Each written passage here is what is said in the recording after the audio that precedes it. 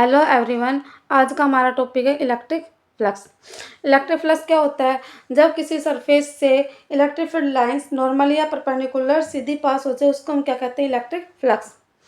It is defined as the total number of electric field lines of force passing normally through that area. यानी कि किसी surface area से electric field lines pass हो जाए उसको हम क्या कहेंगे? Electric flux. इलेक्ट्रिक फ्लक्स को हम किससे डिनोट करते हैं? फाई से। तो हमारे पास क्या आएगा? Del phi is equal to E vector dot del X vector. E vector क्या है? Electric field line. Del X vector क्या है? Surface area. और जब डॉट वेक्टर को हटाएंगे तो हमारे पास क्या आएगा? Cos theta. तो क्या बनेगा? Del phi is equal to E del X cos theta. और ये हमारे पास कौन सी क्वांटिटी होती है? स्केलर क्वांटिटी होती है। इसका यूनिट इज न्यूटन पर किलोमीटर स्क्वायर, या फिर हम बोल सकते हैं volt meter. The next topic is Gauss theorem. The surface integral of electrostatic field produced by using source over any closed surface enclosing volume V in vacuum. The total electric flux over the closed surface S in vacuum is 1 by epsilon naught times the total charge Q inside S. जैसे हमारे पास Q charge है, इसके आसपास कोई ना कोई electric field lines पास होगी। जो इलेक्ट्रिक फील्ड लाइंस किसी ना किसी सरफेस एरिया के पास जाके क्लोज्ड होगी तो वो हमारे पास क्या आता है? Closed Gauss theorem. और ये जो सरफेस एरिया है ये कितना times? 1 by epsilon naught times. तो हमारे पास क्या बनेगा? Phi E is equal to integral closed surface E vector dot D S vector is equal to Q by epsilon. अब इसको हम प्रूफ कैसे करेंगे? Suppose an isolated positive point charge Q at the center of a sphere of radius R. Pass Q charge है और इसके चारों ओर जो क्लोज सरफेस एरिया है इसको हमने क्या नाम दिया? गॉसियन सरफेस दिया। जो O पॉइंट से और P पॉइंट के बीच की डिस्टेंस कितनी हो गई? R।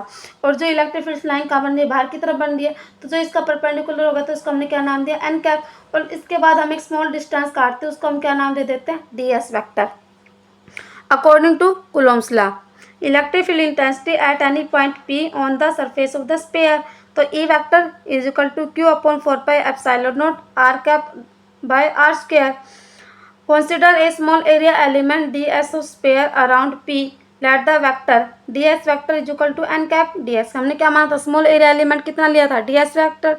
तो ds vector is equal to n cap ds, where n cap is unit vector along outdrawn normal to the area element. जो n cap है वो कहाँ बनना है? बाहर की तरफ बनना है। किससे? स्मॉल एरिया एलिमेंट से। D phi E is equal to E vector dot D S vector is equal to Q by 4 pi epsilon naught dot R cap by R square dot N cap D S. E vector D S vector is equal to Q by 4 pi epsilon naught D S by R square R cap dot N cap. तो आपको R cap dot N cap कितना हमारे पास? 1 के बराबर है। तो E vector dot D S vector is equal to Q by 4 pi epsilon naught D S by R square. Phi E is equal to integral closed surface S E vector dot D S vector is equal to Q by 4 pi epsilon naught R square integral closed surface D S.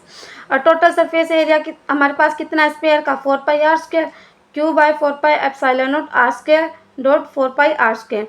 4 pi are square से 4 pi are square cancel, हमारे पास क्या रहेगा? Q by epsilon not.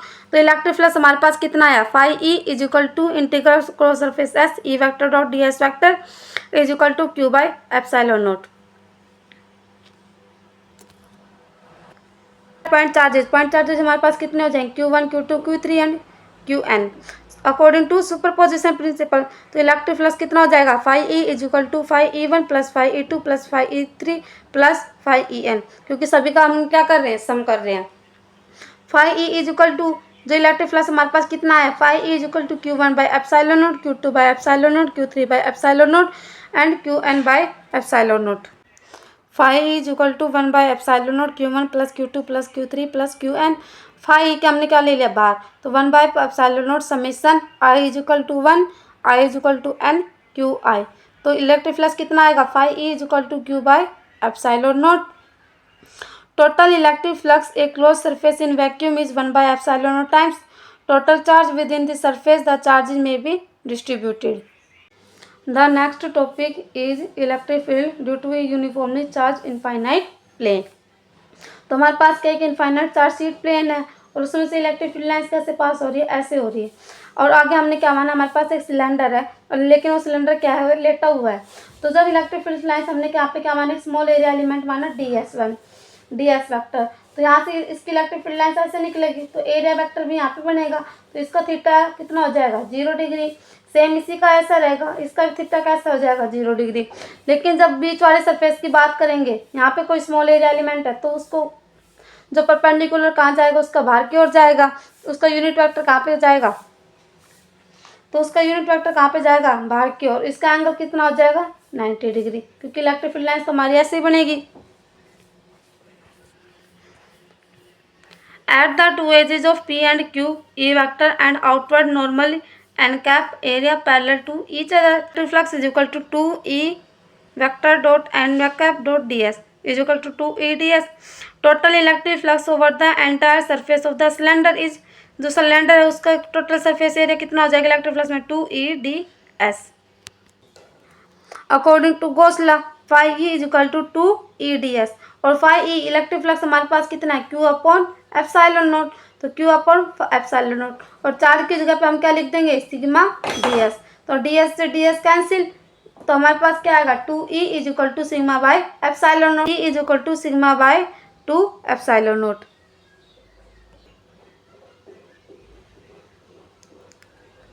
The next topic is electric field due to an infinitely long straight charged wire. हमारे पास क्या है long straight charge wire है, और एक हमने क्या माना सिलेंड्रिकल सरफेस माना, सिलेंडर माना, वो सिलेंडर कैसा है खड़ा हुआ है, लंबा है, और उसकी हाइट कितनी है L. तो जो सरफेस है सिलेंडर है वो 3 भागों में बटेगा, एक स्मॉल एरिया एलिमेंट DS1, एक स्मॉल एरिया एलिमेंट DS3 और एक DS2. जब बात करते हैं हम DS1 की, स्मॉल एरिया एलिमेंट DS1 की, तो DS1 की इलेक्ट्रिक फील्ड कैसे जा रही है बाहर की ओर जा रही है, और उसका एरिया वेक्टर भी कहाँ बन रहा है बाहर की ओर, तो उसका थीटा कितना 0 डिग्री. जब बात करें DS2 वेक्टर की, तो इसका स्मॉल एरिया एलिमेंट यहाँ पे कटेगा, तो इसकी एरिया ऑफ एलिमेंट DS2 की बात करें तो इलेक्ट्रिक फील्ड कहाँ निकल रही है इस तरफ निकल रही है, और एरिया ऑफ वेक्टर परपेंडिकुलर जा रहा है, तो theta is equal to 90 degree. Same इसी के अंदर होगा DS3 के अंदर, इलेक्ट्रिक फील्ड यहाँ पे और परपेंडिकुलर ऐसे, तो theta is equal to 90 degree. और इस चार्ज वायर्स और इसके बीच का डिस्टेंस कितना है R है. Consider a thin infinitely long straight charged wire having a uniformly linear charge. It has curved surface S1 and flat DS1 parallel E vector. तो ये DS1 वेक्टर क्या है पैरेलल है, और DS2 वेक्टर और DS3 वेक्टर क्या होंगे इसके परपेंडिकुलर होंगे.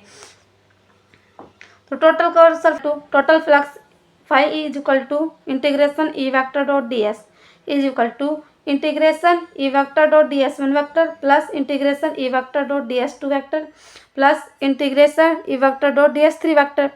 तो phi E is equal to integration E DS1 cos theta, क्योंकि हम क्या हटा रहे हैं डॉट प्रोडक्ट, और डॉट प्रोडक्ट हटाएंगे तो हमारे पास क्या है कोस थीटा बनेगा. Phi E is equal to integration E DS cos theta plus integration E DS2 cos theta plus integration E DS3 cos theta. तो हम बात करें एलिमेंट DS1 की, तो उसका थीटा कितना है 0 के, तो phi is equal to integration E DS1 cos 0 plus integration E DS cos 90 degree plus integration E DS cos 90 degree. Cos 90 की वैल्यू 0, तो कोस 0 1, तो हमारे पास क्या आएगा phi E is equal to integration E DS1 plus 0 plus 0. Phi E is equal to integration E DS1, तो phi E is equal to E, हमने electric field E हमने क्या ले लिया phi E is equal to E बाहर ले लिया, तो हमारे पास क्या है DS1, और एरिया ऑफ कर्व सरफेस कितना होता है सिलेंडर का 2 pi RL. Phi E is equal to E into area of curve surface, area of curve surface cylinder का कितना होता है 2 pi RL. Phi E is equal to E into 2 pi RL. Plus हमारे पास कितना है phi E is equal to Q by epsilon naught. जब बात हम करें लीनियर चार्ज डेंसिटी की, तो lambda is equal to Q by L, Q is equal to lambda L. According to Gauss theorem E into 2 pi RL is equal to lambda L by epsilon naught, L से L cancel. E is equal to lambda by 2 pi epsilon naught R. जब हमारे पास lambda greater than 0 है, तो direction of electric field कहाँ बनेगी radially outward, और जब हमारे पास लैम्डा स्मॉलर देन 0 है, तो डायरेक्शन ऑफ इलेक्ट्रिक फील्ड कहाँ बनेगी radially inwards. The next topic is electric field intensity due to a uniformly charged spherical cell. Charged spherical cell को हम 2 पार्ट्स में पढ़ेंगे, outside and inside. When point P lies at the outside of spherical cell. Consider a thin spherical shell of radius r with centre O। हमने एक spherical shell मानी है और उसकी रेडियस कितनी है r। अब एक हमने माना गॉसियन सरफेस बाहर की ओर, और गॉसियन सरफेस की रेडियस कितनी हो गई r, और इलेक्ट्रिक फील्ड कहाँ निकल रही है इसकी बाहर की ओर। हमने यहाँ पे एक स्मॉल एलिमेंट एरिया ले लिया ds वेक्टर, तो इसका थीटा कितना हो जाएगा 0। D plus Q be distributed uniformly the surface of the shell, और प्लस क्यू चार्ज क्या डिस्ट्रीब्यूट हो रहा है, जो सेल है वो उसके चारों ओर डिस्ट्रीब्यूटेड हो रहा है according to Gauss theorem. Integral closed surface S E vector dot D S vector is equal to Q by epsilon naught E integration D S is equal to Q by epsilon naught. और cut surface area of sphere कितना होता है 4 pi are square, E into 4 pi are square is equal to Q by epsilon naught, E is equal to Q by 4 pi epsilon naught R square. At a point on the surface of the shell, अगर हम radius r is equal to capital R रख दे तो from equation first e is equal to Q by 4 pi epsilon naught r square, ये क्या होगी maximum हो जाएगी। If surface charge density on the shell q is equal to 4 pi are square sigma, तो e is equal to 4 pi are square sigma by 4 pi are square epsilon naught. 4 pi are square से 4 pi are square cancel, तो is equal to sigma by epsilon naught, e is equal to sigma by epsilon not.